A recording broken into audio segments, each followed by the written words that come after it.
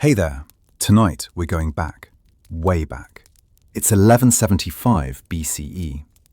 The Mediterranean sun beats down on waters that have never seen war like this before. History's first recorded naval battle is about to unfold. And you're standing on a wooden deck that reeks of pitch and sweat. Welcome to tonight's journey. Before we begin, let me know in the comments where you're watching from and what time it is for you right now. Are you in bed already? On a late night scroll? Wherever you are, you've found the right place.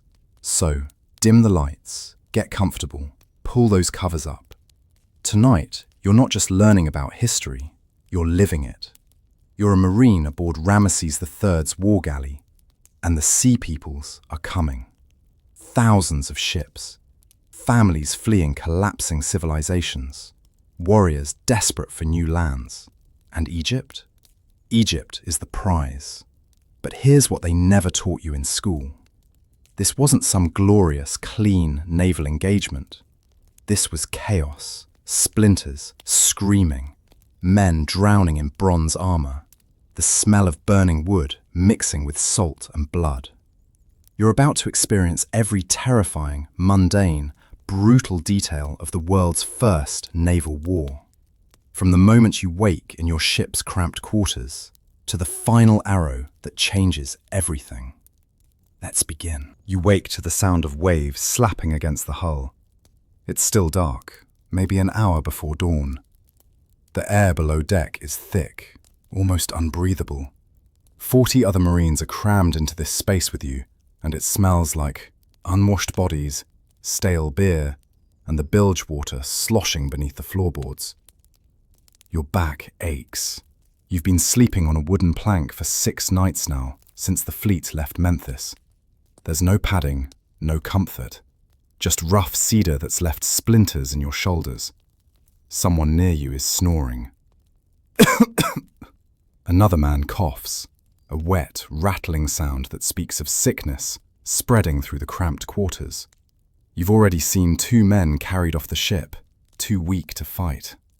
The Nile's diseases don't care about Pharaoh's glory.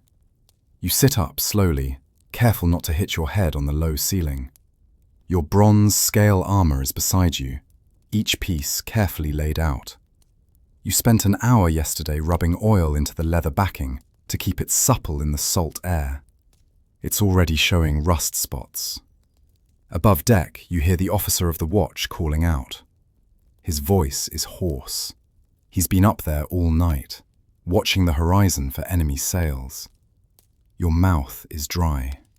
The water ration ran low 2 days ago. Now each man gets a half cup at dawn and again at dusk. It's brackish and warm, tasting of the clay jars it's stored in. You reach for your kit. Time to prepare for another day of waiting. The ladder to the upper deck is slick with sea spray. You climb carefully, bronze scale armor clinking softly with each step. As your head emerges into the pre-dawn air, the temperature drops noticeably. The Mediterranean night is cool, almost cold against your bare arms. The deck is alive with quiet activity. Sailors are checking the rigging, their movements practiced and efficient. The massive rectangular sail is furled, lashed tight to the single mast that dominates the center of the ship. In battle, you'll rely on oars, not wind. You look around. The Egyptian fleet stretches in every direction. Over 200 ships, their dark shapes barely visible against the darker water. Stern lanterns bob like distant stars. You're positioned in the 3rd rank, which means when the fighting starts, you'll be in the thick of it. The officer of the watch nods at you. His name is Nacht, a career sailor with skin like leather and eyes that never stop moving. He's holding a clay cup of what smells like hot barley water. You envy him that warmth. Quiet night? You ask, keeping your voice low. Too quiet, he mutters. Scouts reported Sea People ships 40 stadia north at sunset.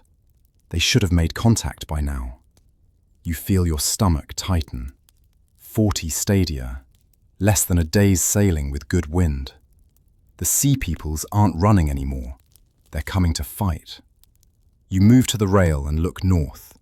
Nothing but darkness and the sound of water. But they're out there. Thousands of them. Families, warriors, entire nations fleeing the collapse of their homelands in the north. And they want Egypt. The dawn breaks slowly. First a hint of grey, then bronze, then the sun itself. Ra climbing into his bark to sail the sky. You've watched hundreds of sunrises, but this one feels different. Final somehow. The deck comes alive. Men emerge from below, blinking in the new light. The rowers take their positions, 30 men per side, sitting on benches that run the length of the ship. They're not marines like you. They're conscripted peasants, farmers and fishermen pulled from their villages for this campaign. Many have never been on a ship before this week. You can see the fear in their faces. They know what's coming. The ship's captain appears, a man named Amenemheb, grey-bearded and barrel-chested. He's sailed these waters for 30 years, fought Libyans and Nubians, and once survived a storm that sank 12 ships. When he speaks, even the rowdy marines shut up. "Listen well," he calls out, his voice carrying easily across the deck. "We fight today for Pharaoh, for Egypt, for our families and our gods." Standard speech. You've heard variations of it before every campaign. But then he says something that makes your blood cold. The sea peoples have women and children on their ships. They're not raiders anymore. They're refugees looking for a new home, which means they'll fight like cornered animals. They have nowhere to retreat to. The implication settles over the deck like a shroud. This won't be a naval skirmish. This will be total war. Amenemheb continues. "Archers to the forecastle, marines amidships. Rowers, you keep us moving no matter what. If we lose momentum, we die." The wait begins. Minutes stretch into an hour, then 2. The sun climbs higher and the deck grows hot. Your armor becomes an oven. Sweat runs down your back, soaking into the leather backing. You've learned not to fidget, but it takes effort. Around you, men deal with the tension in different ways. Some pray quietly, whispering to Ammon or Ptah or the gods of their villages. One marine, a kid named Jedi, who can't be more than 17, is vomiting over the side. It's not seasickness, it's fear. You don't judge him. You remember your first real fight, 3 years ago against Libyan raiders. You threw up then too.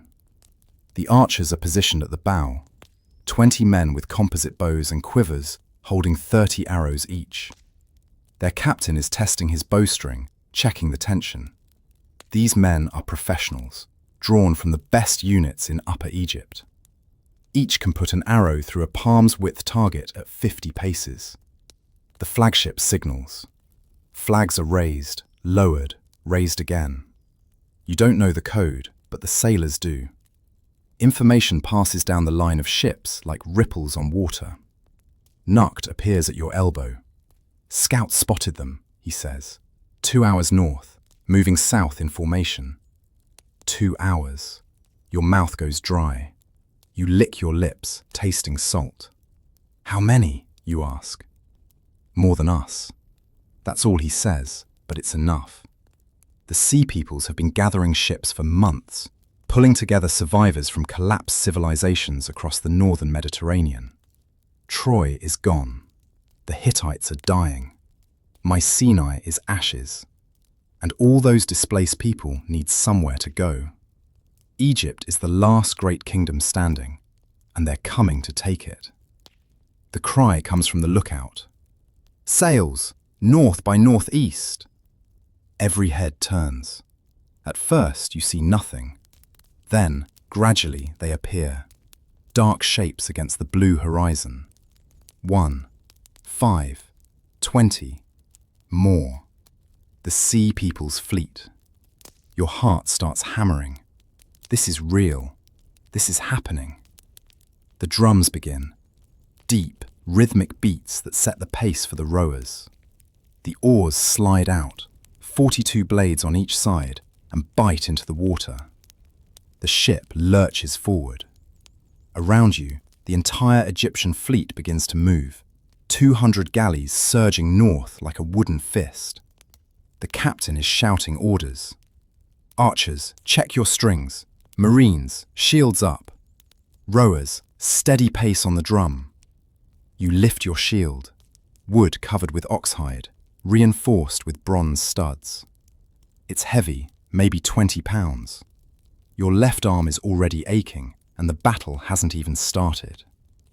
The Sea People's ships grow larger.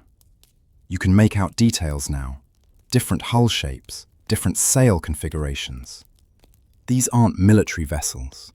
They're merchant ships, fishing boats, even family barges, all converted for war. You see ladders lashed to their sides, makeshift fighting platforms, women's faces visible among the warriors.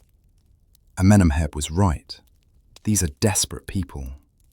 Beside you, a marine named Hormin whispers a prayer.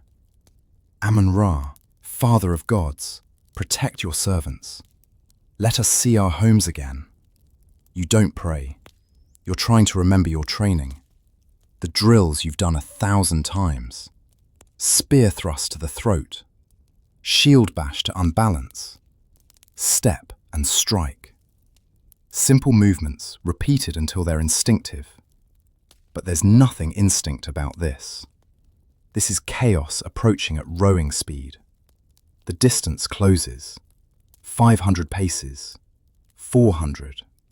You can hear them now, shouting in languages you don't recognize. War cries, challenges. The sound carries across the water like thunder. 300 paces. Archers, the captain bellows. Knock. 20 composite bows creak as strings are drawn back. The archers stand steady, waiting. Their target is the enemy archers. You can see individual faces now. Bearded men in strange armor, bronze plates, leather, even what looks like wooden slats. Some wear helmets with horsehair crests. Others fight bareheaded. One man, standing at the prow of the nearest ship, is screaming at you. You can't understand the words, but you understand the fury. 100 paces. Loose! 20 arrows arc into the sky. You watch them rise, hang suspended for a heartbeat, then fall toward the enemy ships. Most splash harmlessly into the water. A few hit wood. One finds flesh. A man on the enemy deck stumbles, clutching at the shaft in his chest. Then their archers reply. The air fills with incoming arrows. You huddle behind your shield, hearing the impacts. Thud, thud, thud. One Marine isn't fast enough. He screams, an arrow through his calf. He collapses, and the man behind him drags him to the side. The enemy ships are 50 paces away now. Close enough to see the desperation in their eyes. Close enough to smell them. Unwashed bodies, smoke, fish. The drumbeat changes. Faster. The rowers G. The ram hits. The sound is catastrophic. Wood exploding. Bronze tearing through timber. The entire ship shudders like a living thing. You're thrown forward, slamming into the Marine in front of you. Your shield flies from your grasp. For a moment, everything is chaos. Men are screaming. The enemy ship is listing, its hull punctured below the waterline. Water pours in, dark and violent. Bodies are in the water, men who were thrown overboard by the impact. You scramble to your feet, grabbing for your shield. Your ears are ringing. Someone is yelling orders, but you can't make out the words. Then you see them. Sea People's warriors climbing across the wreckage, using the shattered timbers as a bridge between ships. They're coming aboard. The first man reaches your deck. He's huge, maybe 6.5 feet tall, with a sword longer than your arm. His face is painted with blue dye, and he's screaming something that sounds like a battle cry. He swings at a rower. The boy, he can't be more than 16, doesn't even have a weapon. The sword catches him across the shoulder, and he goes down in a spray of blood. Something snaps inside you. Training takes over. You step forward, shield up, and drive your spear into the giant's exposed armpit. He wasn't expecting you. The bronze tip punches through muscle and finds something vital. He drops, gurgling. You plant your foot on his chest and wrench the spear free. Blood runs down the shaft, making your hands slick. More warriors are boarding. The deck has become a killing ground.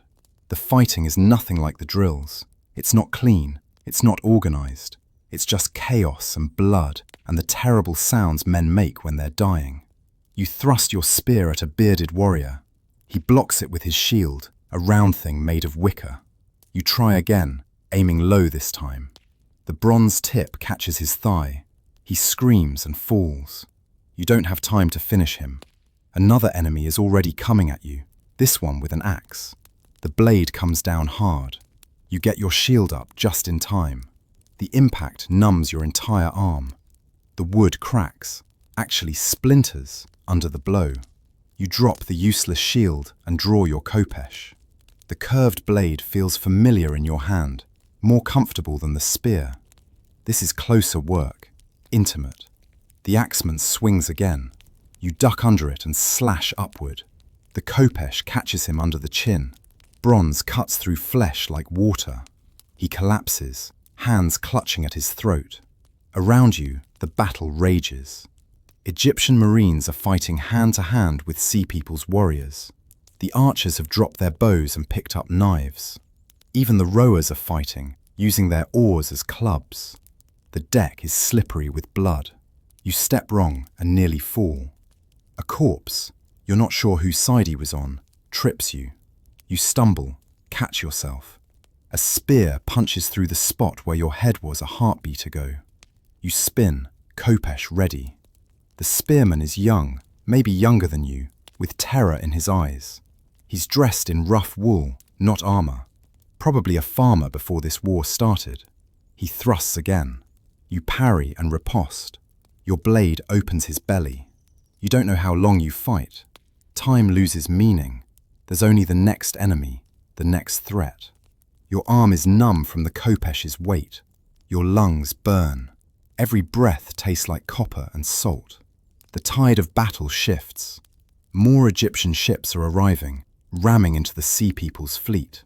The numerical advantage you were told about is becoming real. For every enemy ship, there are 3 Egyptian galleys, and we're trained for this. They're not, but they're desperate, and desperation makes them dangerous. A woman rushes you. She's holding a kitchen knife, screaming in a language you don't understand. Her face is contorted with rage and grief. Behind her, you can see children huddled on the enemy deck, crying. You hesitate, just for a heartbeat. She's a civilian, not a warrior. That hesitation almost kills you. She lunges, and the knife catches your arm, slicing through the gap in your armor. Pain flares, hot and bright. Training overrides mercy. You shove her back with your free hand, hard. She stumbles, trips over a corpse, and goes down. You don't follow up. You can't. There are children watching. But another warrior can. He doesn't have your hesitation. His spear finds her back, and she dies without understanding why Egypt wouldn't let her people land. You turn away from the children's screams. You have to. If you think about it, you'll freeze. And if you freeze, you'll die. The enemy ship is sinking now. Water is pouring in through the ram hole. Men are jumping overboard, choosing the sea over the swords. Some are dragged down by their armor. The captain is yelling, "Disengage! Back oars!" The rowers heave on their oars, pulling the galley back from the sinking enemy vessel. Wood groans. The ram pulls free with a sucking sound, and suddenly there's 10 feet of water between the ships. Then 20. You watch the enemy galley go down. It takes maybe 5 minutes. First, the stern dips low. Then the whole ship tilts. Water pours over the rails. People are screaming, jumping, drowning. Some cling to debris. Others just slip under, pulled down by armor or exhaustion. Egyptian archers on nearby ships are shooting into the water, killing the swimmers. You want to look away, but you can't. This is what victory looks like. A hand grabs your shoulder. It's Nacht, the officer. "You're wounded," he says, looking at your arm. You glance down. The cut is deep, but not fatal. It hurts, but pain is distant right now, muffled by the fading adrenaline. "I'm fine," you say. Your voice sounds strange, hollow. "Get it wrapped," Nacht orders. "We're not done yet." He's right. You look around. The battle is still raging across a mile of ocean. Dozens of ships locked together, burning, sinking. The water is full of bodies, dead and dying, Egyptian and sea peoples alike. The medic is a priest of Sekhmet named Panhesi. He's old, with gnarled hands, but those hands are steady as he cleans your wound with wine. It burns worse than the cut itself. You grit your teeth and don't make a sound. "You'll live," Panhesi says, wrapping the arm with linen. "The goddess smiles on you today." Does she? You're not sure. You killed 5 men in the last hour, maybe more. You lost count. One was barely older than a child. The second wave hits before you're ready. 3 sea people's ships converge on your galley simultaneously. It's a coordinated attack, desperate but smart. Your ship can't ram all 3 at once. The captain makes a choice. He turns hard to port, presenting the reinforced side to the nearest enemy vessel. The rowers on the starboard side pull their oars in just in time. The collision is glancing rather than catastrophic, but it still throws everyone off balance. Grappling hooks fly through the air. Iron claws bite into wood. The enemy ships are lashing themselves to yours, creating a floating platform of death. You're on your feet, Khopesh ready, wounded arm forgotten. The bandage is already soaking through, but that doesn't matter. They're boarding again. This time, there are more of them. 40, maybe 50 warriors pour across the gap. They're organized, moving in a wedge formation. Their leader is a massive man with a crested helmet and a bronze sword that catches the sunlight. The Egyptian Marines form a shield wall, what's left of it. There are only 20 of you now. Half the unit is dead or wounded, but you lock shields and brace. The impact is tremendous. Bodies slam together, spears thrust over shield rims. Men scream. The line buckles but holds. You're in the second rank, stabbing with your Khopesh wherever you see an opening. The curved blade is perfect for this, hooking around shields, catching in flesh. You lose count of the wounds you inflict. The big warrior with the crested helmet breaks through. He kills 2 Marines in as many seconds, his bronze sword moving like lightning. He's heading straight for the captain. You break from the formation.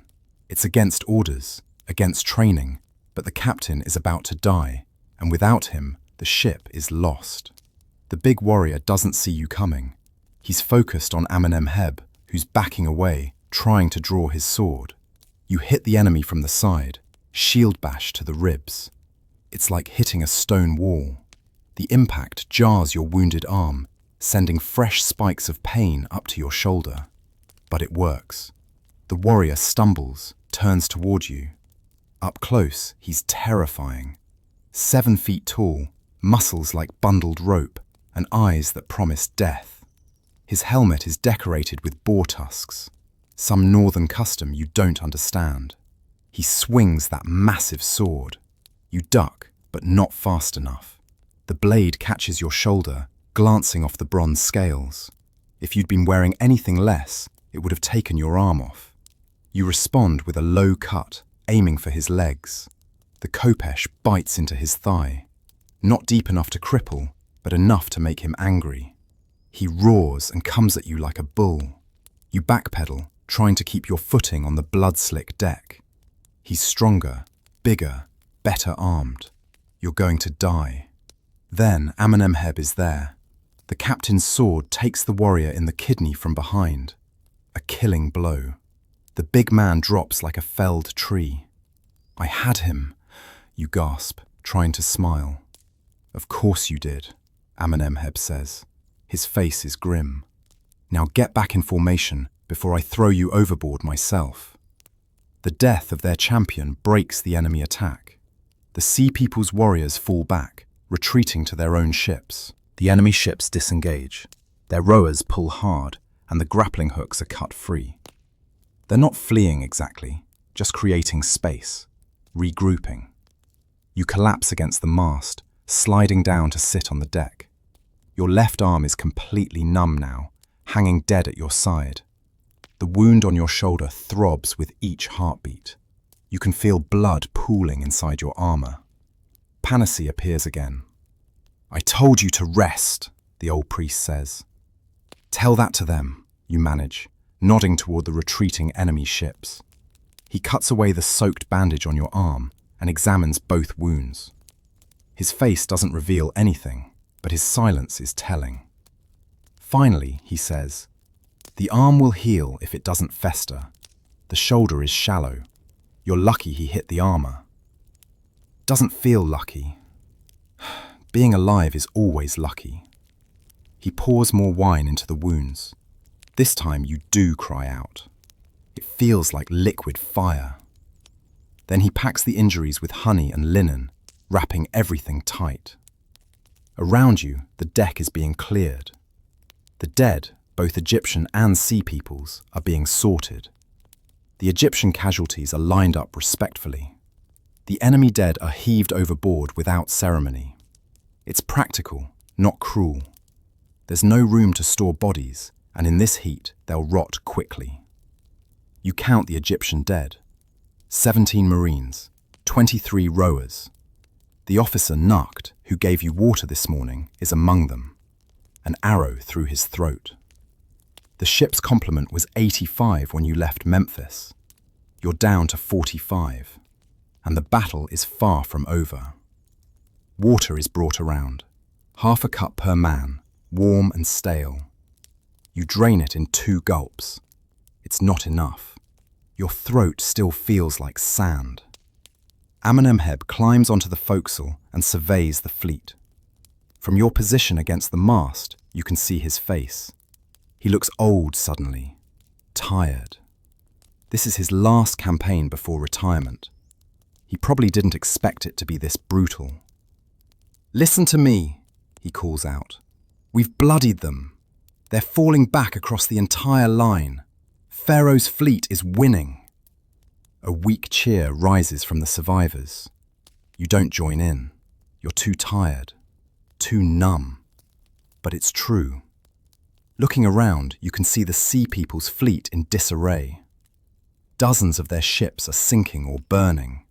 The survivors are clustering together, forming a defensive position maybe half a mile north. The problem is, they still outnumber you, and they have nowhere to run. Behind them is the open Mediterranean. Ahead is Egypt, the delta, the farmlands, the cities. Everything they need to survive. They came here to live, which means they'll die fighting. A signal flag goes up on the flagship, Pharaoh's personal command ship, a massive galley with a golden ram.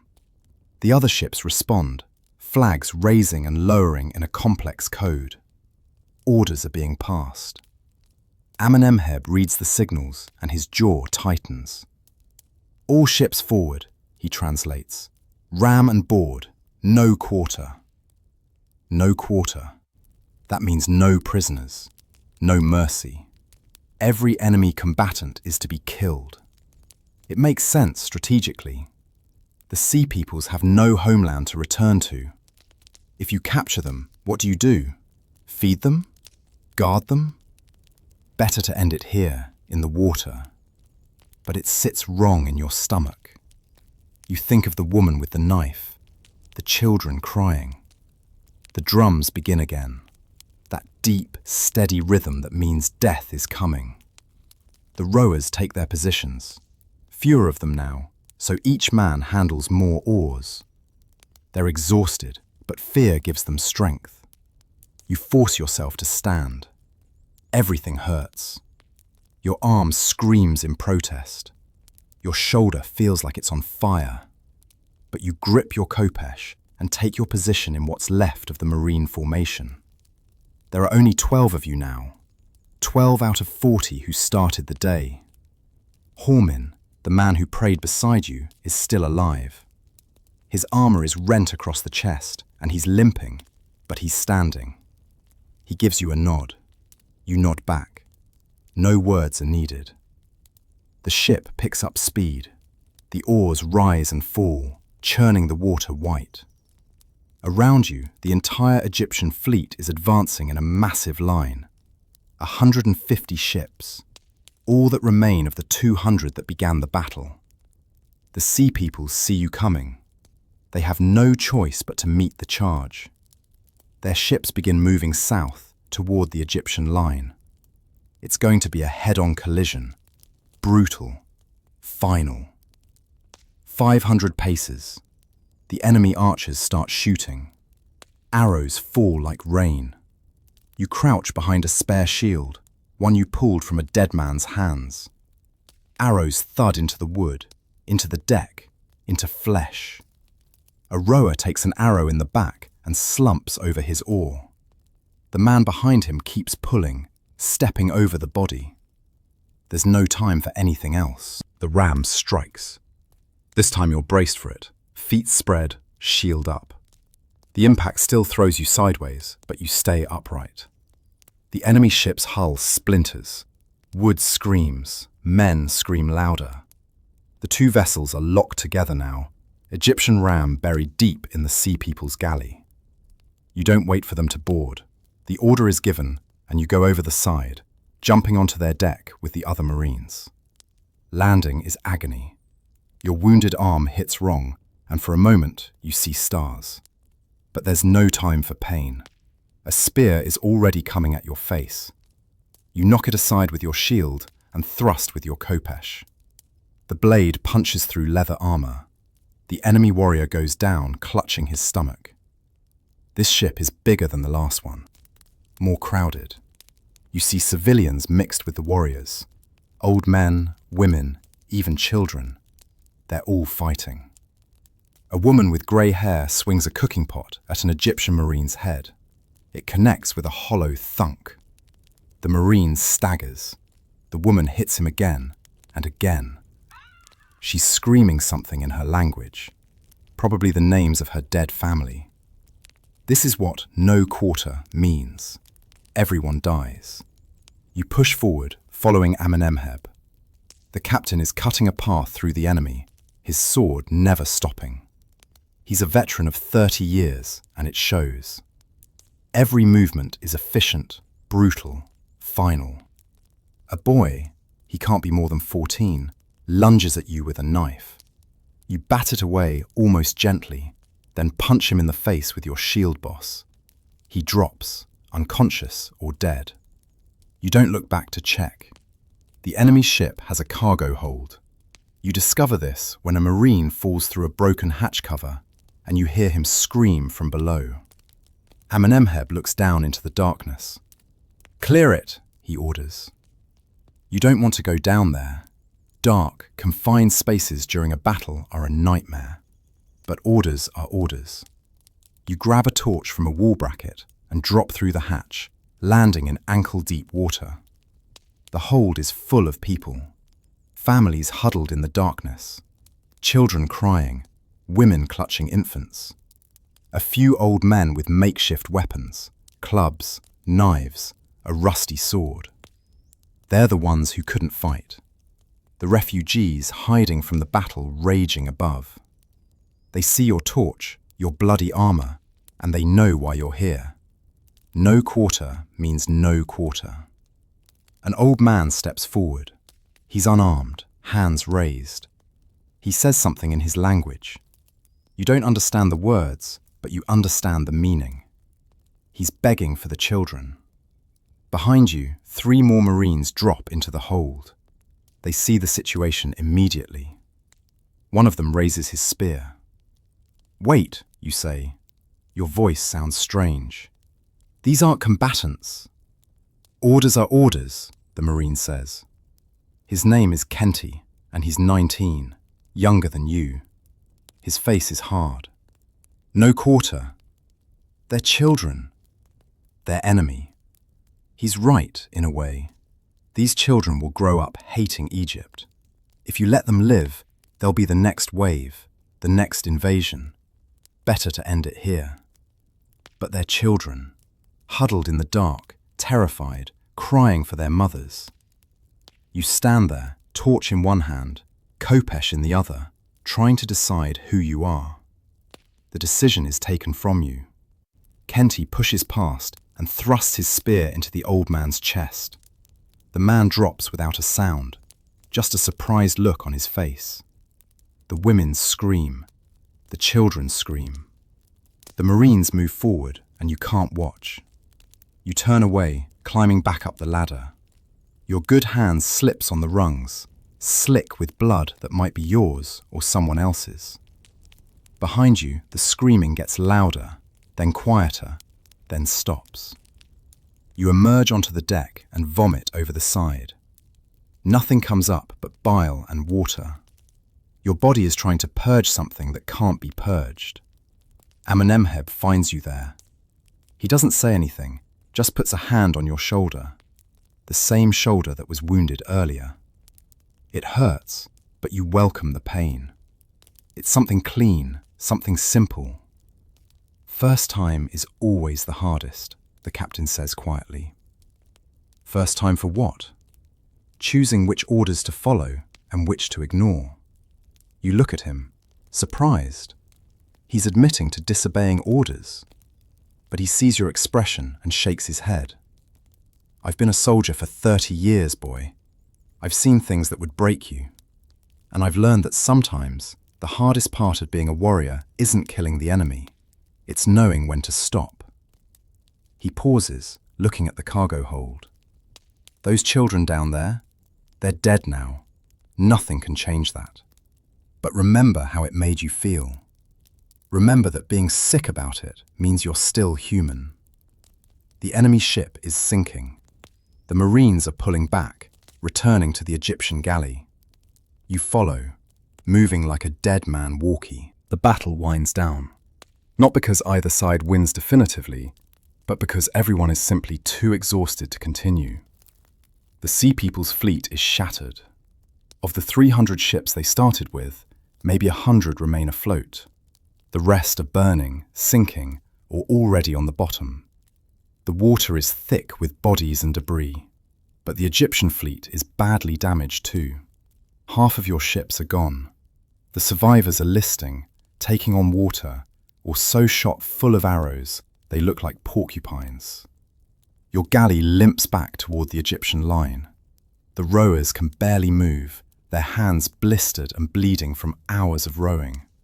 Many have simply collapsed over their oars. You sit on the deck, back against the rail, watching the sun sink toward the western horizon. How long have you been fighting? 8 hours? 10? Time has no meaning anymore. Hormin sits down beside you. His limp is worse now, and you can see bone through a gash in his calf.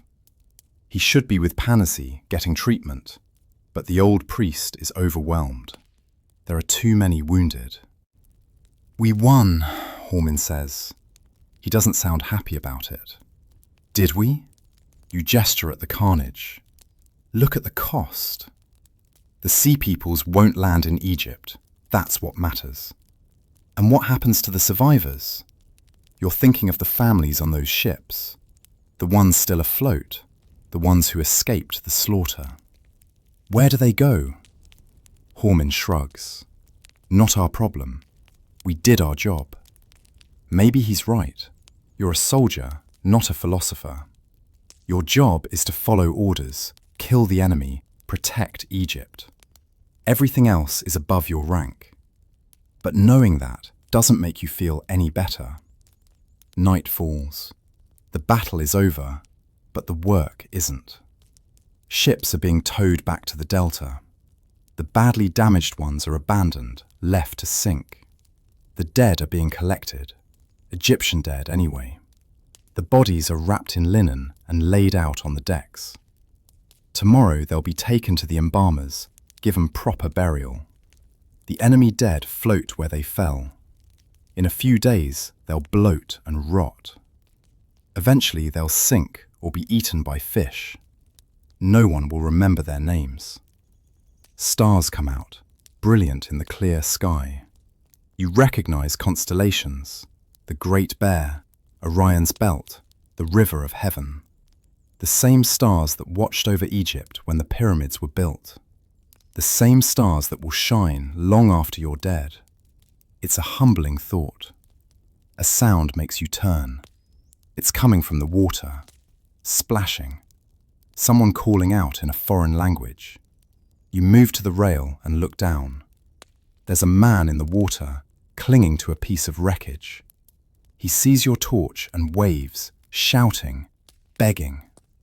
He's Sea Peoples, an enemy. Your orders are clear, no prisoners. But it's night, the battle is over, and you're tired of killing. You look around. No one is watching. The other guards are dozing. The captain is below, sleeping. You could drop a rope, pull him aboard, hide him until you reach port. One life saved wouldn't change anything, but maybe it would matter to you. Maybe it would prove you're still human. You drop the rope. It's a stupid decision, dangerous. If you're caught, you could be executed for helping the enemy. But your hand moves before your brain can stop it, and the rope uncoils down to the water. The man grabs it. You haul him up, hand over hand. He's heavy, waterlogged, and your wounded arm screams in protest.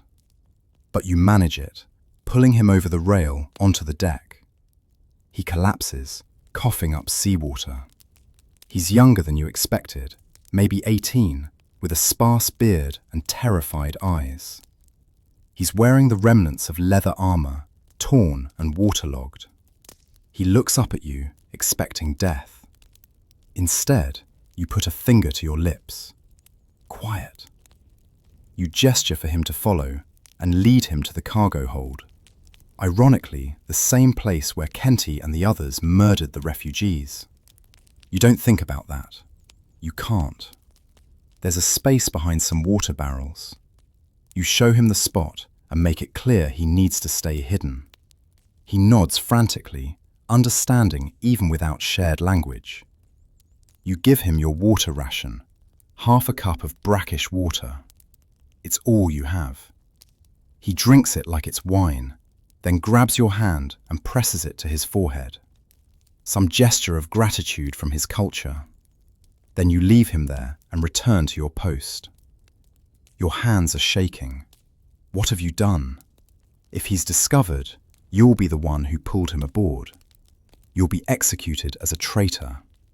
But as you resume your watch, staring out at the dark sea, you feel something you haven't felt all day. Not happy exactly, but not completely hollow either. Maybe you saved a murderer. Maybe you saved a monster. Or maybe you saved someone's son, someone's brother, someone who was just trying to find a new home. You'll never know. And somehow, that's okay. The fleet reaches the Nile Delta at dawn. The change from open sea to river is obvious. The water turns from blue-green to brown, and the salt smell gives way to mud and vegetation. The celebration begins before you even dock. People line the riverbanks, thousands of them, cheering and throwing flowers into the water. They've heard the news somehow, runners or signal fires. Egypt has been saved. The Sea Peoples have been turned back. You stand on deck and watch the celebration, feeling nothing. They don't know. These people, they think it was glorious, a great victory. They see the damaged ships and think it makes you heroes. They don't see the bodies floating in the Mediterranean. They didn't hear the children screaming in the cargo hold. Amenemheb stands beside you. Smile, he says quietly. They need to believe we won cleanly. Did we? You ask. We're alive. Egypt still stands. That's all that matters to them. The ships dock at Memphis. The great city spreads before you, white limestone temples gleaming in the sun, palm trees swaying, the massive pyramid tombs of the old kings rising in the distance. Pharaoh Ramesses III himself is waiting at the royal quay. He's younger than you expected, maybe 40, with a stern face and eyes that miss nothing.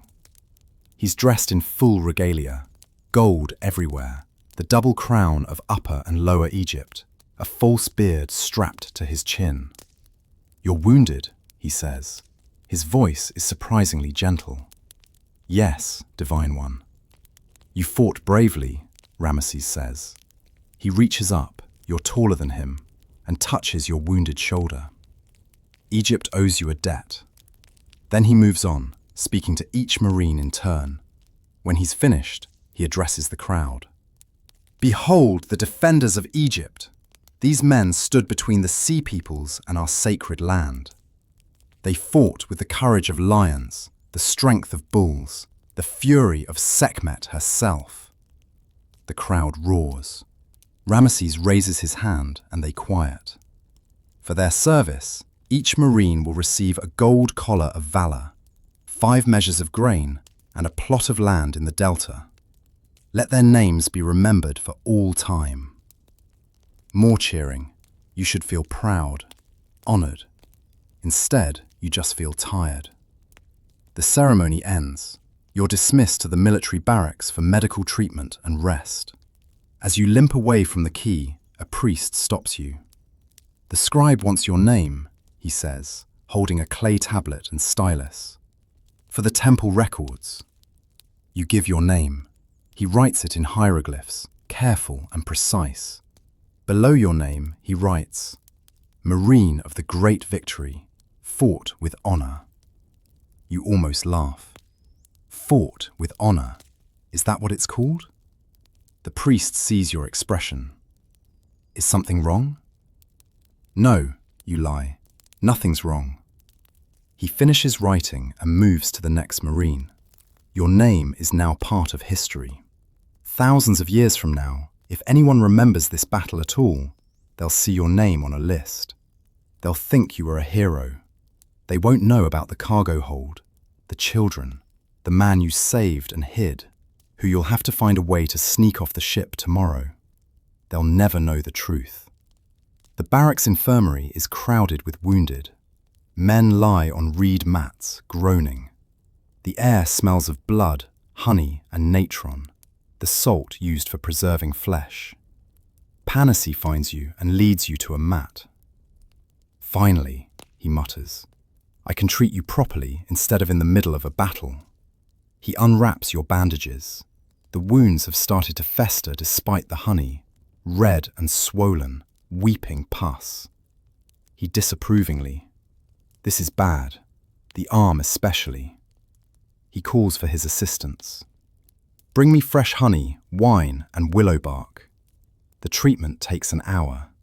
They clean the wounds with wine, which makes you bite through your lip to keep from screaming. Then they pack them with honey and crushed garlic, wrap them in clean linen, and give you willow bark tea for the pain. "You'll keep the arm," Panacea says finally, "but you need to rest it. No fighting for at least 2 months. What about the shoulder?" "That's healing already. Shallow cuts bleed impressively, but rarely kill." He pauses. "You were lucky. I've seen worse wounds from that battle. Much worse." After he leaves, you lie on the mat and stare at the ceiling. The willow bark is working. Everything feels distant and soft. The pain is still there, but muted. Hormin is on the mat next to you. His leg has been stitched up, 23 stitches by the count of the priest who did it. He'll walk with a limp forever. "What are you going to do with the land?" he asks. "What land?" "The land Pharaoh granted us. 5 auroras each, enough to farm." You hadn't thought about it. The idea of being a farmer seems absurd after everything you've been through. How do you plant grain when you've seen what you've seen? "I don't know," you say. Maybe I'll give it to my family. That night, you dream. You're back on the ship, but something's wrong. The deck is covered in water, ankle deep and rising. The enemy is boarding, but when you look at their faces, they're all the same.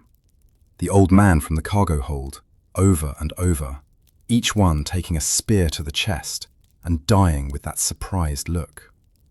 You try to run, but the water is getting deeper, waist deep now. The dead float past you, knacked with an arrow in his throat, the grey-haired woman with the cooking pot, the 14-year-old boy with the knife. The water reaches your chest, your neck. You can't breathe. You're drowning in blood and seawater and guilt. You wake up, gasping. It's still dark. The infirmary is quiet, except for the groans of wounded men. Your mat is soaked with sweat. Your heart is pounding so hard you think it might burst. Horman is awake too. "Nightmares?" he asks quietly. You nod, not trusting your voice. "Me too. Every time I close my eyes, I see the fighting." He pauses. "Panesi says it will get better with time. Do you believe him?" "No." You sit up, even though it makes your wounds ache. Sleep is impossible now. The fear of the dream is still too fresh. A guard passes through the infirmary carrying a torch. His shadow stretches across the walls, making everything look monstrous. You think about the man you hid on the ship. Tomorrow, while the fleet is being unloaded, you need to find him and get him off safely. If he's even still alive. If someone didn't find him already. One more secret to carry. One more lie to live with. But at least it's a lie that saved a life instead of taking one. Morning comes slowly. You wait until the priests are busy with the worst wounded, then slip out of the infirmary. Every step sends pain shooting up your arms, but you ignore it. The harbour is chaos. Ships are being unloaded, supplies are being inventoried, repairs are being assessed. No one pays attention to one wounded Marine limping through the crowds. You find your ship. It's listing badly to port, taking on water faster than the pumps can handle it. Tomorrow they'll probably scuttle it, not worth repairing. Silence. Your heart sinks. Maybe he drowned. Maybe someone found him and killed him. Maybe... A hand shoots out from behind the water barrels, grabbing your ankle. You nearly scream. It's him, the man you saved.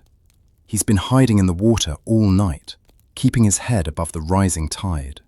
His face is blue with cold, his lips trembling. You gesture for him to follow and lead him up to the deck. The sailors are at the far end, arguing about how to detach the ram. You point to the dock and make a running gesture. He understands. He grabs your hand one more time, presses it to his forehead, that gesture of gratitude, then runs. You watch him disappear into the crowds of Memphis, just another refugee in a city full of them. If he's smart, he'll head south, away from the Delta. Find work somewhere, change his name, live. You return to the infirmary before anyone notices you're gone. Panesi gives you a suspicious look, but doesn't ask questions. He's seen too much in his life to be surprised by anything. The next few days blur together. Wound cleaning, willow bark tea, sleep interrupted by nightmares. Other Marines come to visit, some from your ship, others from different vessels. They all want to talk about the battle. You listen but don't contribute much. What can you say? That you killed men, women, possibly children. That you let one enemy escape. That you can't close your eyes without seeing the cargo hold. On the fourth day, a Menemheb visits. The captain looks older somehow, as if the battle aged him years in a single day. "I'm being retired," he says without preamble. "Pharaoh thinks I've earned my rest." "Congratulations?" He laughs, but it's a bitter sound. 30 years of service, and I end with that. The greatest naval victory in history, and I can't even enjoy it. You understand exactly what he means. There's something you should know, he continues. The sea peoples that escaped? About 100 ships worth. They're heading east, toward Canaan. Pharaoh is sending the army after them. No refugees allowed in Egyptian territory. And the ones in the water? The survivors? Dead. All of them. We sent ships back the next day to make sure. He sees your face. Orders from the top. Can't risk any of them reaching shore and bringing back reinforcements. So the man you saved is one of the last. Maybe the only one. You don't know whether that makes what you did better or worse. Why are you telling me this, you ask? Because I saw you that day, in the cargo hold. I know what happened. Your blood runs cold. Captain, He holds up a hand. I'm not reporting it. I'm just saying I understand. 2 weeks pass. Your wounds heal enough that Panacea releases you from the infirmary. You're given new quarters in the Marine barracks, a small room you share with 3 other survivors from the battle. The gold collar and land grant are officially presented in a ceremony at the Great Temple of Ptah. Pharaoh himself places the collar around your neck again, and scribes record the land grant in official documents. You're a landowner now, a hero of Egypt. The land is in the delta, near a village called Bubastis. 5 auroras, about 3.5 acres, good soil near the river. You could grow barley, raise a few goats, make a life.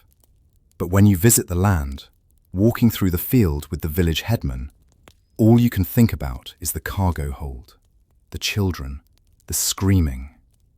This is good land, the headman says. Your family will prosper here. You don't have a family. You're 23, unmarried, with no prospects. The idea of settling down, farming, living a normal life, it seems impossible. How do you plant seeds when your hands still shake from killing? That night, back in the barracks, you make a decision. You're not ready to be a farmer. Maybe you'll never be ready. The battle broke something in you, and you don't know if it can be fixed. But you're still a Marine. That's what you know. That's what you're trained for. So you volunteer for the army heading to Canaan, to fight the sea peoples again, to finish what you started. Your bunkmates think you're crazy. Hormin, still limping, says, "You almost died once. Why go back?" "Because it's easier than living," you say. The words come out before you can stop them, and you realize they're true. The army departs 3 weeks later. 5,000 men, infantry, archers, and a small cavalry unit of chariots. The Marines are being used as heavy infantry now, since there's no naval component to this campaign. You march east through the Sinai Desert. The heat is murderous. Men collapse from exhaustion. Water is rationed strictly. Your healed wounds ache with each step. But it's simpler than the infirmary. Simpler than Memphis and the land grant and the expectation that you'll somehow become normal again. March. Make camp. Eat. Sleep. Repeat. The nightmares still come, but at least here, surrounded by other soldiers who've seen the same things you have, you don't feel so alone. Hormin is with you. He volunteered too, despite his leg. "Can't let you die alone," he said when he signed up. On the 10th day, you reach the first Sea People's settlement. It's a makeshift camp on the coast, tents and rough shelters, maybe 500 people. Women, children, old men. And warriors, of course. Always warriors. The army surrounds the camp. The commander sends a messenger forward with terms. Surrender and be enslaved. Fight and die. They choose to fight. The battle is short and brutal. The Sea Peoples have nowhere to run. The sea at their backs, the Egyptian army in front. They form a shield wall and sell their lives dearly, but the outcome is never in doubt. You fight mechanically, Kopesh rising and falling. You've learned to disconnect, to stop seeing the faces, stop hearing the screams. Just targets, just enemies. When it's over, the survivors are rounded up. Chains are brought out. The women and children are being taken as slaves. The wounded warriors are executed where they lie. You walk through the camp, looking at the faces of the conquered. And there, hiding behind a tent, you see him. The man you saved from the ship. He sees you at the same time. His eyes go wide. He starts to run. You could call out, alert the other soldiers. He's an enemy combatant hiding in a conquered camp. It's your duty. Instead, you turn away. You walk in the opposite direction, toward where Hormin is helping secure prisoners. You don't look back. Later, when the camp is being searched, you hear someone shout. They've found a man hiding. There's a brief struggle, then silence. You tell yourself it was someone else. It had to be someone else. But you know the truth. That night, the army camps a mile from the destroyed settlement. You sit by the fire, not eating, just staring into the flames. Hormin sits beside you. You knew one of them, he says. It's not a question. No, you're a terrible liar. You don't respond. What can you say? That you saved a man from the Mediterranean, only to lead him here, to this? That your mercy was just cruelty delayed? Did they catch him? Hormin asks quietly. I think so. Good. You look at him sharply. Good? Better a clean death than slavery, and better you don't have to carry that choice. He pokes at the fire with a stick. The cargo hold was enough.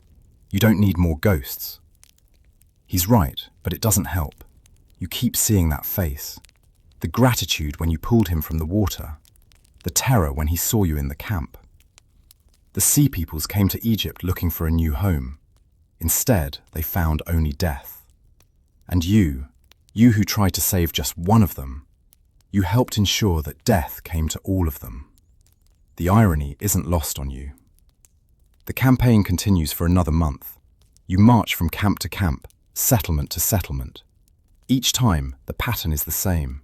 Surround, demand surrender, fight, enslave or execute. The sea peoples are being systematically destroyed, not just defeated, erased. Pharaoh wants no refugees in his territory, and what Pharaoh wants, Pharaoh gets. You stop counting the battles, stop counting the dead. You move through it all like a dead man walking, doing what you're told, killing when ordered, and feeling nothing. The nightmares get worse. Now you dream of the man you saved, over and over.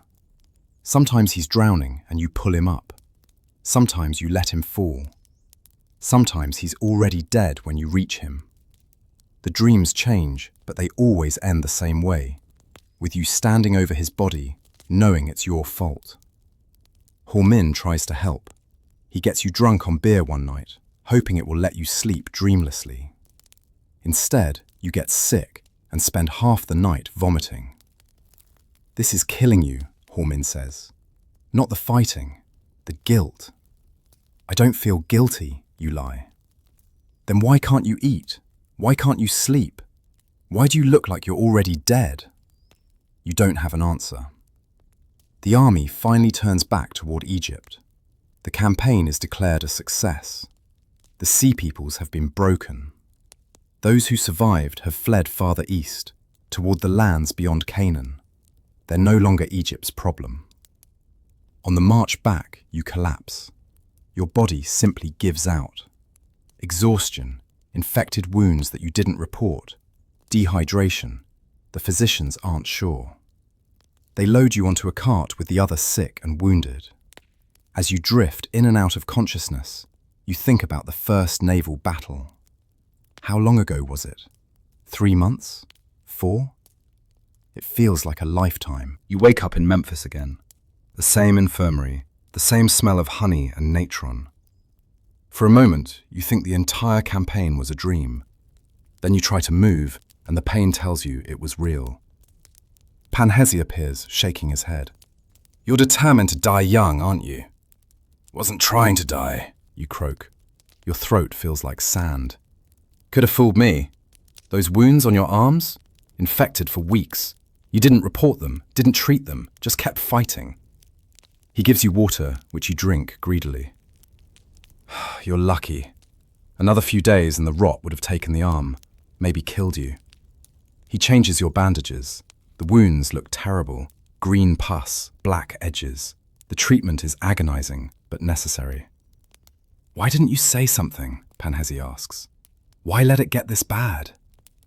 Because I wanted to die, you think. Because I couldn't do it myself, so I let the rot do it for me. But you don't say that. Instead, you shrug. Didn't seem important. Your life didn't seem important? He looks at you with something like pity. Boy, I've been a physician for 40 years. I've seen hundreds of soldiers come back from battle. Some bounce back, some never recover. I can tell which are which. And me? You're the second kind. The battle broke something in you, and you're not healing. Physically, yes. But up here, he taps his head. You're still fighting. He's right, of course. You're still in the cargo hold, still on the burning ship, still watching the man you saved get captured. Can it be fixed? You ask. Panhesi is quiet for a long moment. I don't know, he says finally. I'm a physician, not a magician. Recovery is slow. The infection takes weeks to heal, even with Panhesi's best treatments. You lose weight you don't have to lose. For a while, the physicians think you might die anyway, infection or no infection. Your body seems to be giving up. But slowly, impossibly, you survive. The fever breaks, the wounds begin to close, your appetite returns a little. Visitors come. Amenemheb, now fully retired, brings you dates and beer. Hormin visits daily, telling you stories about the barracks to keep you connected to the world of the living. The campaign in Canaan is declared officially over. The Sea Peoples are no longer a threat. History will record it as a great victory. Ramesses III orders massive temple reliefs to be carved, showing the battle. You've heard they're quite impressive. Egyptian ships ramming barbarian vessels, Marines fighting valiantly, Pharaoh personally shooting arrows at the fleeing enemy. It's all lies, of course. Pharaoh wasn't within 50 miles of the naval battle.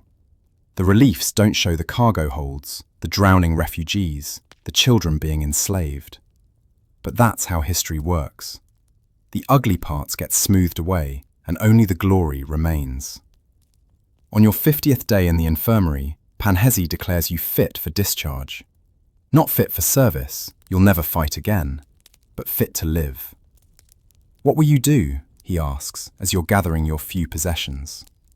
The gold collar was stolen, but they've issued you a new one. The land grant is still valid. You could go to Bubastis, claim your field, learn to farm. Or you could do something else. I don't know, you say honestly. I don't know how to be anything except a soldier. Then learn, Panhesi says. You're 23, you have time. Do you? You're not sure. The man who woke up in that ship 6 months ago, ready for his first naval battle, he's gone. Dead, like all the others. The question is, who are you now? You decide to visit the land. The journey to Bubastis takes 3 days by riverboat. You stand at the rail, watching the Nile flow past. Farmers working their fields, children playing in the shallow, fishermen casting nets. Normal life, continuing as it always has. The village headman remembers you. The hero returns, he says, clasping your arm. Come, I'll show you your land again. The field is as you remember, good soil, near the water. There's a small mud brick house on it now, built by the village as a gift to their local hero. It's simple, 2 rooms, a cooking area, a sleeping mat. But it's more than you ever owned before. Will you farm? The headman asks. You look at your hands, scarred from sword practice, from rowing, from killing. Can these hands plant seeds? I'll try, you say. The headman introduces you to the village. They're good people, farmers, craftsmen, fishermen. They're in awe of you, this Marine who fought in the great battle. They don't know the truth, and you won't tell them. A woman named Nefret brings you bread and beer. She's a widow, maybe 30, with kind eyes. If you need help learning to farm, she says, my brother can teach you. Thank you. That night, you lie on the sleeping mat in your new house and stare at the ceiling. It's quiet here. No drums, no screaming, no crashing waves. Just crickets and the distant sound of the river. The nightmares still come. They probably always will. But when you wake from them, gasping, you're in a house, on land, far from the sea. It's a start. The years pass. You learn to farm. Slowly, clumsily at first. But Nefret's brother is patient, and the earth is forgiving. You plant barley, harvest it, plant again. The rhythm is soothing, so different from the chaos of battle. The nightmares never fully stop, but they come less frequently. Some nights you sleep straight through till dawn. You and Nefret become friends, then more than friends. She knows you were in the battle, everyone knows, but she doesn't ask for details. She seems to understand that some things can't be spoken. You have children, 2 sons and a daughter. You tell them you were a Marine, that you fought for Egypt. When they ask if you were brave, you say you were just trying to survive. The gold collar hangs in your house as a reminder, not of glory, you know better than that, but of the cost, of the cargo hold and the drowning men and the boy you punched, of the man you saved and then couldn't save. One day, when you're old, maybe 50, maybe more, you walk to the Nile at sunset. Your sons are grown, working the field you'll leave them. Your daughter is married to a scribe in Memphis. Nefret is grey-haired but still beautiful. You stand at the water's edge, watching the sun set over the river, and you think about that day. The first naval battle. History's first recorded naval war. The temple reliefs show it as glorious. A great victory. Egypt triumphant. They don't show the truth.